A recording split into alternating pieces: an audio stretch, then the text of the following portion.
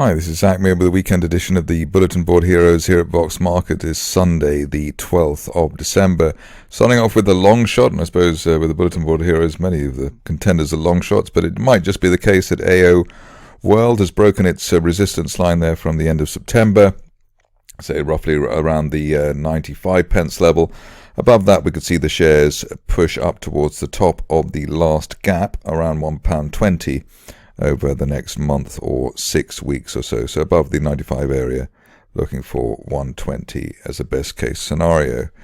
Moving along to something which is possibly less fraught, and that would be Avacta, if I can get it up on the screen. Here we can see that shares have had something of a wobbly ride in the recent past, trying to break that line of resistance there from back in June and sort of breaking it and then using it as support, which is often the case. Here you can see though that at least while we're above £1.10, probably on an end of day close basis, we could see the shares head back to retest the mid-November peak around £1.35. But if you're cautious, maybe you want to see the stock close once again on the right side of the 50-day moving average at £1.16 before deeming them strong enough to rally again. Onto a stock which is not quite so high profile, but maybe making a comeback, African Pioneer. Here we can see the shares right on the bottom, let's say, of the recent range, at the sort of the lows. Got the shares in oversold territory, so it may be the case that if we can break back above the 2.3, 2.4 pence area, then African Pioneer could be back on for a 3 pence target, but obviously not a great looking situation at the moment. Rather easier to fathom at the moment is Braveheart, where we still have clever Trevor Brown in charge. Rising trend channel there from the end of, the beginning of August actually, and floor of the channel there, just about the shares just bouncing off that during the end of the week or on Thursday. Above that 30 pence area on an end of day close basis, we could see the stock head back to at least the 200-day moving average at 45 pence.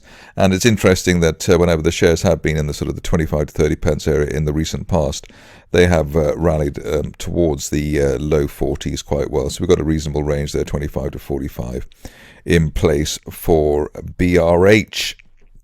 Stock which has been one of the stars of the recent past has been Conroy Gold and Natural Resources, and all the more a star given the way that has been rather for much of the year. We actually sort of opened at the high of the year around 45 pence and then more than halved, but a decent rebound with a break of that January resistance line and the 50-day moving average at 22 pence at the turn of the month, and it could still be the case that my rather optimistic target there at the top of the March 2019 trend channel at 55 pence may be hit as soon as the end of next month. Nice little mid-move consolidation happening at the latter part of this week, or last week rather, and decent green bars there in the volume indicator window, so that does suggest that we could have one more go at the 50 to 55 pence area over the near term, which would be great. On to Galileo, which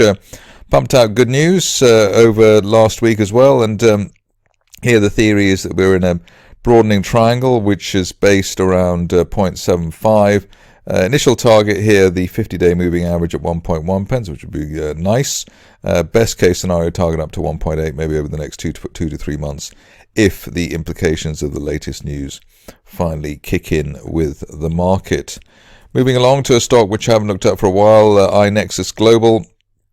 Here, another one that's been in the sort of African Pioneer type of thing, just right at the lows there over the early part of last week, and looks as though there's a reasonable response there, perhaps seeing the shares up to 7 pence by the end of the next month, which is the top of that triangle drawn from September, and also the 200-day moving average at 7.5 pence. So let's see how we go there. Obviously, we don't want to see the stock back below 4.5 pence anytime soon.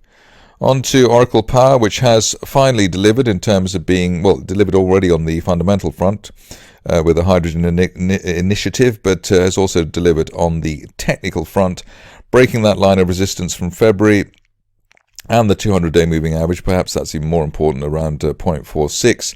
Above 0.46, we're looking for the shares to hit 0.8 pence, which is an October 2020 resistance line projection. And that broadening triangle target would be the best case scenario, and one that's been promised for quite some time.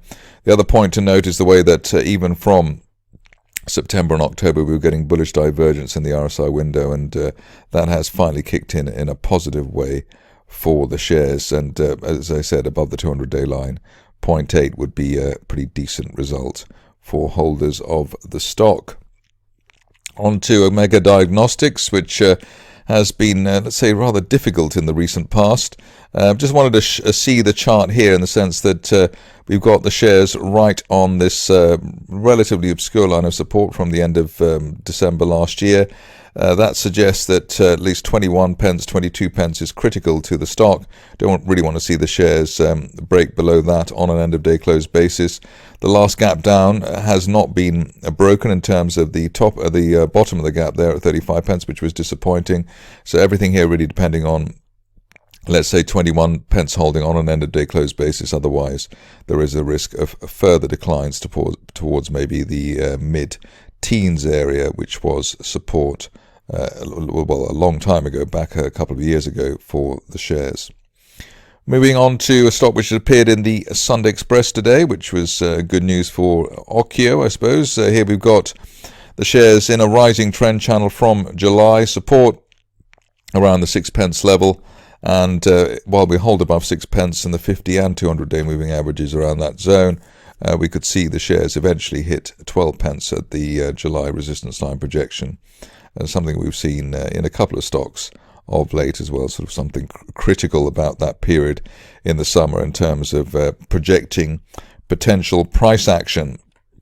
A couple of stocks to go now. First one is Venture Life, which I haven't looked at very much, but could be one of those situations where we're completely bombed out. RSI there now around the 20 levels. That's the most the shares that most oversold the shares have been since back in the autumn of 2019, and obviously that was before the big rally that we had then. If you are cautious though of the shares, you might want to see, let's say, a momentum signal, which would be an end of day close through the midweek resistance there around 36 pence, and then you can target 40 pence plus. So one to watch maybe in terms of a potential bounce back over the near term. Finishing off with Xtract Resources, which had its big update during the week. I think the shares were up 25% on Thursday. The only thing here is that we really need to break this 6 pence zone. We tried to nudge through on Friday, but weren't able to sustain that.